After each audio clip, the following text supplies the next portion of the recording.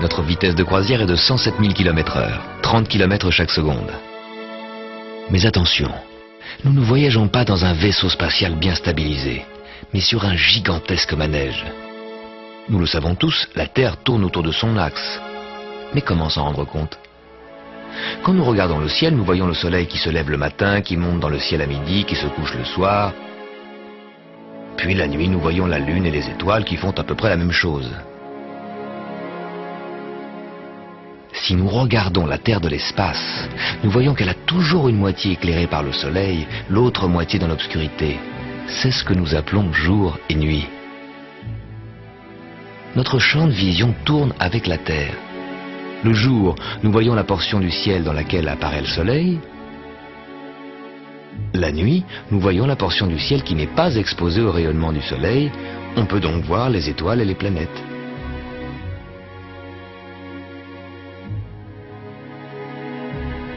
En fait, quand vous regardez le soleil, il semble traverser le ciel, alors qu'en réalité, il est immobile. C'est vous qui le voyez depuis un manège qui tourne.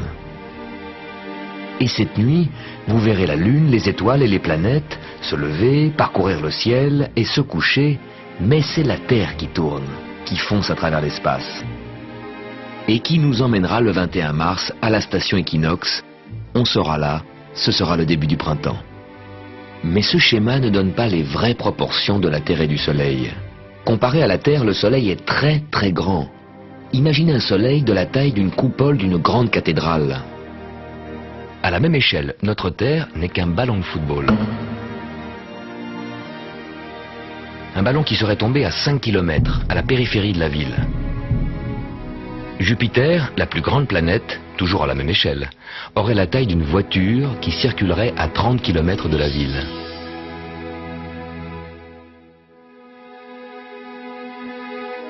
Et Pluton, la planète la plus lointaine, ne serait à cette même échelle qu'une balle de tennis qui gravite sur une orbite à 200 km. Un cousin tellement lointain, on peut se demander s'il fait encore partie de la famille du système solaire.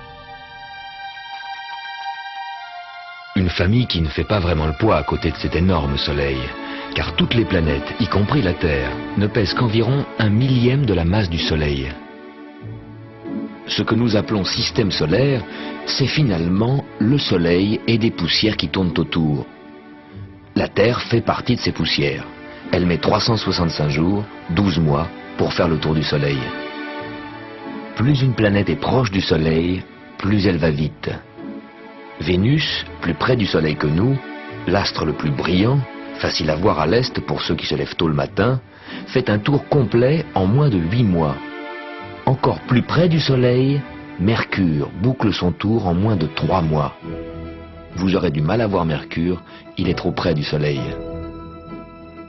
Mercure, Vénus, et en 3e position à partir du Soleil, c'est nous. Plus loin du Soleil, la planète Mars va moins vite que nous, elle met 2 ans pour faire un tour. Beaucoup plus loin que Mars, Jupiter, la planète la plus grande, met 12 ans pour parcourir son orbite. Et encore plus loin et encore plus lent, Saturne.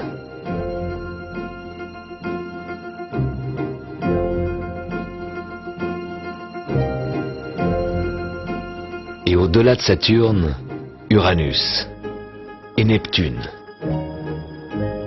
Et Pluton, qui met 248 ans pour faire un tour. Dans cette famille des planètes, 4 sont visibles parmi les étoiles lointaines. Saturne, Jupiter, Mars et Vénus. Pour mieux vous repérer au cours de ce périple d'1 an, nous vous montrons une référence, le zodiaque. C'est un ruban imaginaire sur lequel se dessinent les groupes d'étoiles, les constellations, qui marquent les différents secteurs de cette gigantesque toile de fond. Les constellations du Capricorne, Verseau, Poisson, Bélier, Taureau, Gémeaux, Cancer, Lion, Vierge, Balance, Scorpion, Sagittaire. La Terre aujourd'hui se trouve ici. Nous voyons le Soleil devant la constellation du Sagittaire. Le Soleil est en Sagittaire. Puis d'ici quelques semaines, quand la Terre aura avancé sur son orbite, nous verrons le Soleil devant la constellation du Capricorne. Le Soleil sera donc en Capricorne. Et la nuit, vous pouvez situer les planètes grâce aux constellations du zodiaque. Saturne apparaît parfois devant la constellation des Poissons. Et Mars devant la constellation de la Vierge. Le Soleil en Sagittaire, en janvier, dans l'horoscope c'est marqué Capricorne.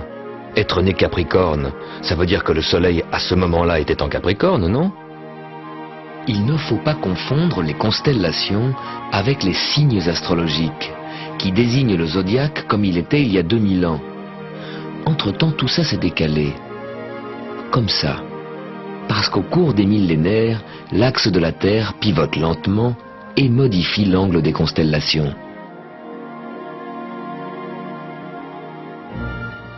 La lumière du Soleil met 8 minutes pour arriver jusqu'à nous. Le Soleil et les planètes sont tout près de nous, c'est notre voisinage.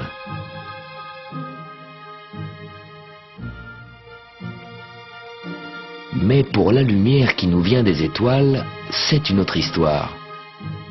Vous connaissez la Grande Ourse, quand vous regardez vers le nord. La Grande Ourse est composée de 7 étoiles. Imaginons qu'on regarde la Grande Ourse non pas de la Terre, mais d'un autre endroit de l'univers. Là, nous voyons que les 7 étoiles se trouvent à des distances très différentes. La lumière qui nous parvient aujourd'hui est partie de ces étoiles à des siècles différents, nous montrant l'image d'une étoile au temps de nos grands-pères, d'une autre étoile à l'époque de Charlemagne. Ce sont des images venant de siècles différents, qui se superposent et qui forment l'image de la Grande Ourse. La lumière qui nous apporte aujourd'hui l'image de la galaxie Andromède est partie de là-bas il y a plus de 2 millions d'années, à une époque où il n'y avait même pas encore l'homme des cavernes. Les étoiles, les galaxies et tous ces trucs lointains sont des images décalées dans le temps, vous les voyez en différé. Alors que les planètes, nous les observons en direct, et maintenant. Dans le système solaire, nous voyageons au présent. Quand nous regardons les étoiles, nous voyons le passé.